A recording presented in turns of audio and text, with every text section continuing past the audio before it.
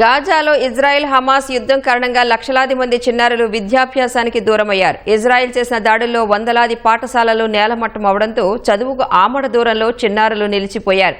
అక్షరాలు దిద్దాల్సిన చిన్నారులు ఆహారం కోసం సహాయ వాహనాల వెనుక పరుగులు తీస్తున్నారు.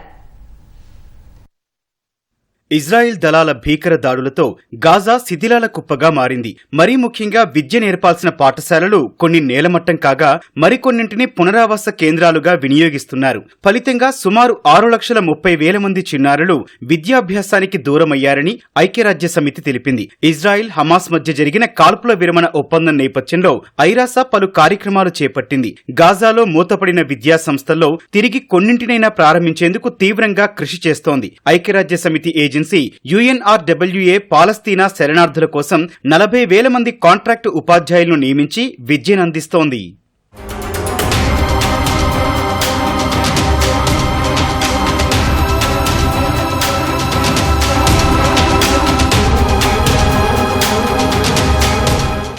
ఇజ్రాయెల్ హమాస్ యుద్ధానికి ముందు గాజాలోని సగం మంది పిల్లలు పాఠశాలలకు వెళ్లేవారని గణాంకాలు తెలుపుతున్నాయి. యుద్ధం ప్రారంభమైన తర్వాత పాఠశాలలు శరణార్థి కేంద్రాలుగా మారడం, దాడుల భయంతో ఒకచోట నుంచి మరో చోటుకు తల్లిదండ్రులు తరలి వెళ్లడం సహా దాడుల్లో విద్యా సంస్థలు ధ్వంసం కావడం వంటివి చిన్నారులను పాఠశాలలకు దూరం చేశాయి. గతంలో నేర్చుకున్న జ్ఞానమంతా తమ పిల్లల్లో నీరుగారిపోయిందని, ఏ విషయాలు వారికి గుర్తులేవని తల్లిదండ్రులు వాపోతున్నారు. ప్రస్తుతం చిన్నారుల సమయం సహాయ వాహనాల వెంట ఆహారం కోసం పరిగెత్తడానికే సరిపోతుందని ఆవేదన వ్యక్తం చేశారు. వారికి కేవలం బాంబు దాడులు, భారీ శబ్దాలు, శిథిలాలు, ఆకలితో అలమటించిన రోజులు మాత్రమే గుర్తున్నాయన్నారు.